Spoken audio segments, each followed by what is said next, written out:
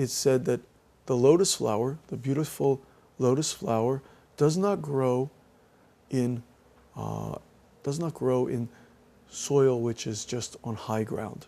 Does not grow in soil which is in a nice garden that's just cultivated. The lotus flower grows only in mud. The lotus plant only grows in a very muddy, kind of marshy, swampy area. It doesn't grow in a garden where there's not a lot of water, or there's not a lot of kind of irrigation. The lotus flower needs a muddy, swampy, messy kind of soil to grow in. But the lotus flower is very beautiful, looks very pure. And this kind of metaphor that we often hear about in Buddhism is, what it means is, you're not going to find wisdom without ignorance. You're not going to find wisdom aside from ignorance. So if you want to find wisdom, you must look into where your ignorance began, where you are mistaken in your thinking. Look at your own faults. Look at your own mistaken thinking, your assumptions, your mistaken conceptions, concepts about the world, and there you'll find wisdom. Just like we ask these, that's why we ask these kind of questions. For example, just as I said to you before, when did the earth start turning? Or other kind of questions, like, when was the first human being born into this world? Now, many people might say, well, there's the Neanderthal man, or the Cro-Magnon, man was born 50 million years ago, or whatever. And yet, scientists are not sure, because there's still new discoveries made. Well, sometimes they can put a date on it, but many times not sure when the first human being actually appeared. This, if you ask somebody who's practiced Zen or studied Zen, it's a very easy question to answer. When was the first human being born into this world? All you need to really attain is, what is birth? What's the meaning of birth? But people like to think about, well, what's a human? And was it an ape, or was it a human? And so on and on and on, this debate goes on about, some people say evolution, some people now talking about, in my country, some people are talking about some kind of magic creation. What's that thing they say? Intelligent design, like God made some design and the first human being was born. And there's a big argument about how to educate children now. Was it like intelligent design, or was it evolution? And yet there's no conclusion to that. This kind of argument can go on and on and on. Because birth is not something that changes. Birth is just birth. Whether it be the birth of a monkey, or the birth of an ape, or the birth of a human being. Birth remains the same. Birth is just what it is. And so if we attain that, then we don't have to argue about that point. But many times we argue about that point. And in our Buddhist practice, we can find out what it is to be what truly it is to be wise. And to be wise is not just to be an older person. It doesn't mean you have to wait till you're retired and over 65 to be wise. All it means is that we look at ourselves, and rather than blame others for what we see is wrong in ourselves, which is our common way of thinking, rather than blame others, we look at ourselves and we see the assumptions, the concepts, the ideas that we held, and we question those. And we see the good in others rather than see the bad things in them. This is not so easy to do. Our usual tendency is to blame things outside ourselves. The most common tendency is to first blame our parents. It was my parents' fault. They didn't give me the right background or development when I was a child. And parents tend to blame themselves too. I didn't do the right thing for my children, so my son turned out rotten. And this is a really foolish, actually, way of thinking, because we don't realize that all things start with our own mind. All things start inside ourselves. They all start with our own way of thinking about the world. Yet we tend to blame things outside. Blame our mother, blame our father, blame our background, blame our country, blame our teachers, blame our education or our lack of it, all these things. But actually everything starts right inside here, right where I am. And much of Buddha's teaching is about that. Understand truly who you are. Understand that you created this world. Nobody else. Not God, not Buddha, nothing else. You made your world. So you have your world. So my teacher, Zen Master Sung-san, often said, cat has cat world. Dog has dog's world. American people have American's world. Korean people have Korean world. They make their own world. Also, a cow has a cow's world. Tiger has a tiger's world. What kind of world does a cow have? Maybe cow's world is about chewing on sweet grass. What kind of world does a cat have? Cat's world maybe is just, where is the mouse? Where is the something they can catch? So you make your world. What kind of world do you have? This is a really important point. So Sixth Patriarch lived it in time that was, in fact, much simpler than the world we live in today. When he lived, the time he lived, which was maybe, let's say, almost 2,000 years ago. That's maybe 2,000 years ago, I think. Not 2,000, that's too long. Maybe 1,500 years ago. That time, they had no cars. They didn't have any computers. Didn't have any televisions. All these kind of modern age things they didn't have. So in some way, it was a much simpler world. So his teaching was very simple and straight to the point. He told his students, read the Diamond Sutra. Read the Diamond Sutra and your minds will become clear and you will be able to understand what is wisdom. Very simple teaching. But nowadays, yeah, some people read the Diamond Sutra and they feel like they get clear. But most people, one time read it is not enough. So I have to read it many times. Many, many times. One time, not enough. Many times practice it. Read it again and again and again. Not only one sutra, also some people only read the Diamond Sutra, then become attached to the Diamond Sutra. So nowadays we practice not only one sutra, but read different sutras and we practice meditation. It's very, very important. So Zen is a meditation, or Koreans say sun. So if we practice meditation, then that also helps us clearly understand what the sutras are about. Sutra means that which was spoken by the Buddha or the Patriarch, the speech. Maybe if somebody really liked this lecture, they could make this into a sutra too. So if this lecture was really considered very valuable, maybe it could be a sutra also. Sutra is some long train of thought, some long speech. We say Zen or sun is the mind of the Buddha. Sutra is a speech of the Buddha, speech of a Buddha. And we say precepts or sila, what is called here sila, is the behavior of a Buddha. We have this teaching about behavior. So if we only talk about being good, but we don't behave accordingly, that's also a problem. So good conduct should be followed, good intentions should be followed also by good conduct. So our speech and our conduct are not different. Now, moving right along. And by the way, if you have any question you would like to ask during this talk, please feel free to put up your hand and ask. I'm very open to questions. Now, if we look on the bottom of page 4 of the second chapter, the Sixth Patriarch talks about the Diamond Sutra, and he recommends that many people recite and study the Diamond Sutra, which will enable you to realize your true nature. Now, why did he recommend that? He recommended that because it was upon hearing the Diamond Sutra that the sixth patriarch himself attained enlightenment.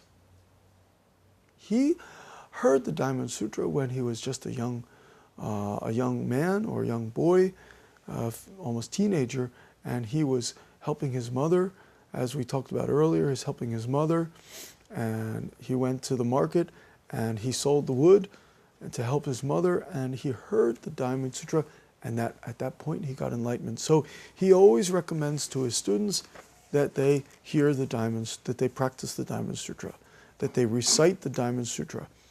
And he goes on to say on page 5, the prajna immanent in the true nature of every person may be likened to a rain, which refreshes every living thing, trees and plants as well as sentient beings.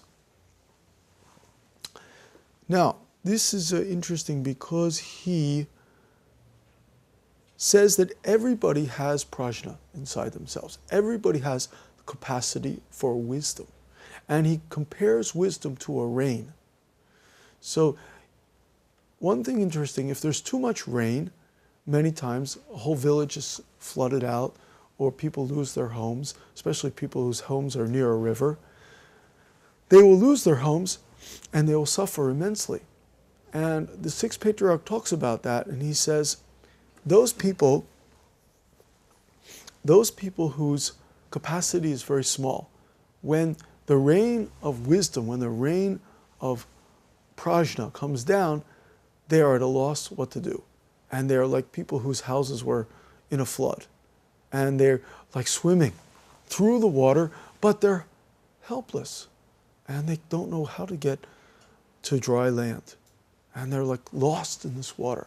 And he said most people are like that they have this prajna rain coming down, but they don't know what to do with it. They don't know that this rain actually, which refreshes every living thing, trees and plants as well as sentient beings, this rain is actually wisdom. So the sixth patriarch talks about when rain comes in a deluge, plants which are not deep-rooted are washed away, and eventually they succumb. This is the case with the slow-witted when they hear the teachings of the sudden school. Sudden school meaning the Zen school. The prajna immanent within themselves is exactly the same as that in the wisest of men, but they fail to enlighten themselves when the Dharma is made known to them. So this is a very interesting point, and the point is that for those people whose minds are wide and whose capacity is big, this prajna, this rain of prajna, is like very refreshing, and they welcome it, and it opens them up to many different things. But those people who are not kind of rooted, who are not deep-rooted, they are kind of washed away.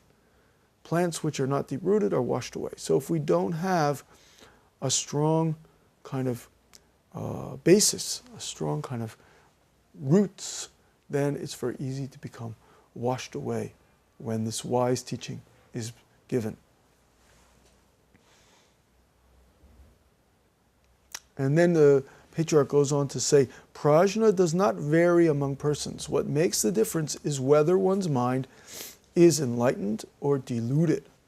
And that's an interesting point. So he many times said, the prajna that you have inside you is no different than the prajna I have inside myself. Many times he said that. Everybody has the same wisdom.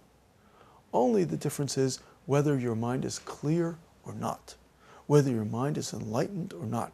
And when we use the word enlightened, we mean whether your mind is clear, whether you've been able to clear out the illusions, clear out the anger and the greed that most people carry around in their mind and consider their treasure, actually. Many people carry around this kind of greedy mind and carry around this anger and consider it their treasure.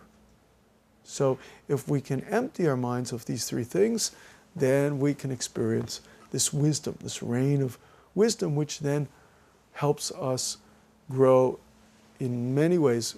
We can grow inside. So then he goes on to say, learned audience, don't attach to inside or outside. be free to come or go without hindrance. One who is able to do this is of the same standard required by the sutras of the Prajna school. So he refers to the Prajna school as the wisdom school. And the sutras of the wisdom school are the sutras of the Mahayana. And we go on to page 5. And he says something very interesting, page 6. Let's go on to page 6. He says, if there were no human beings, there would be no dharmas. Therefore, we know that all dharmas are made for the human beings, and that all sutras owe their existence to humanity. Okay, that's an interesting point. So, if there's no human beings, there's no dharmas. All dharmas were taught for the sake of human beings. They were not taught for the sake of Dharma itself. So all the different kind of dharmas in the 84,000 sutras that we have, if you want to see the 84,000 sutras, one time you go to Heian-za and look at the blocks. They're all there. All these dharmas were taught for the sake of human beings to get out of their suffering, to get out of their delusion. Or we say illusions. So if you don't have any illusions, you don't need all those dharmas. You don't need the 84,000 sutras. But who here has no illusions? Everybody has some illusions. It's very hard to find somebody who is completely free of elusive thinking. Everybody has some illusions. So we need these 84,000 kinds of dharma or teachings. Since some people are wise, the so-called superior person, and some are ignorant, inferior people, the wise preach to the ignorant when the latter asks them to do so. Because of this, the ignorant may attain sudden enlightenment and their minds illuminated. Then they are no longer different from wise people. So what he's pointing out is that really we all share the same nature. We all share the same fundamental substance. We all have the same thing. We say in Korean, they say the same bonsong. We all have that same bonsong or bonche, substance, original nature. But because we don't allow or we don't clear our minds completely, we experience somebody being wise and somebody being foolish. We notice the difference between wise action and foolish action. We notice the difference between greedy action and generous action. Somebody's very generous, and we experience that. They help us with their generosity. Somebody's very greedy. They're always demanding more. We don't want to be around that person so much. If they're always greedy, always demanding more and more, it's difficult to be with them. Here's an example. One man was doing some kind of business. One Korean gentleman that we knew was doing a business, and at the end of the day of his business, he was always counting his money. He would count all the money he had. And in his room, in his house, he had a safe. He would take the money back to his house and would put it in the safe. And his whole life, he spent very little on his family, very little on himself, and only kept this money in the safe, stacking up many kinds of all this money. And of course, when he got old, it's very difficult for him because he was very concerned who this money would go to and how this money would be used. And he was reluctant to part with this money even when he was dying. Now, everybody knows when you're dying, you can't take any money with you. So you have to decide who it will be given to. You have to write a will. You have to do something like that. But this man, he was very unhappy that even to leave this money to his family, because he thought that this money needed to grow. It needed to be just in the safe and just getting bigger. But finally, with a lot of suffering, he died. And his son, of course, inherited this money. And when his son got this money, he felt very bad about using even using this money was difficult because his father had his whole life just sacrificed everything and experienced very little happiness and very little kind of generosity to share this with other people. So this is a very common kind of example of what happens when we're too greedy. And many times we have the idea that we're going to carry something with us. But as we know, when you die, there's nothing you can take with us. Whether it's a big stack of money or whether it's a very close person to you, there's no way that these can go with you. So we often need to remind ourselves that we need to change this, what we call greed, into generosity. We change this hatred or anger, we change that into, we change it, as I said before, we change this hatred or anger, we change that into meditation, samadhi. And samadhi means pure bliss, blissful meditation. And then we change this illusion or ignorance, we change that into prajna, wisdom.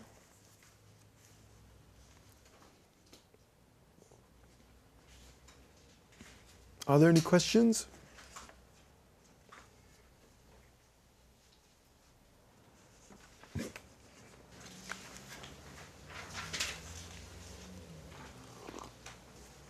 Poem.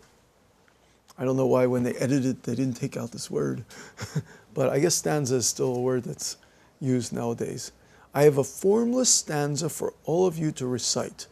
Both laity and monks should put its teaching into practice, without which it would be useless to remember my words alone.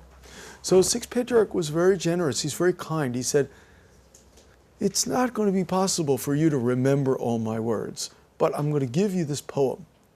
And this is a beautiful poem that he wrote. And one of the most, the part of this poem that really stands out for me, that I always like the most, is on the page 9, the next page. It's quite a long poem. And he says here, in the middle of the page, on page 9, are you with me? Okay. On page 9, a true practitioner of the way does not see the mistakes of the world.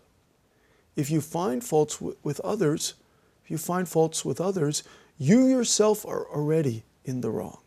When people are in the wrong, we should ignore it, for it is wrong for us to find fault. By getting rid of the habit of fault-finding, we cut off defilement. When neither hatred nor love disturb our mind, serenely we sleep. That's very kind, actually, what he said. So many people are very critical, and sometimes the kind of critical analysis is valued in our jobs.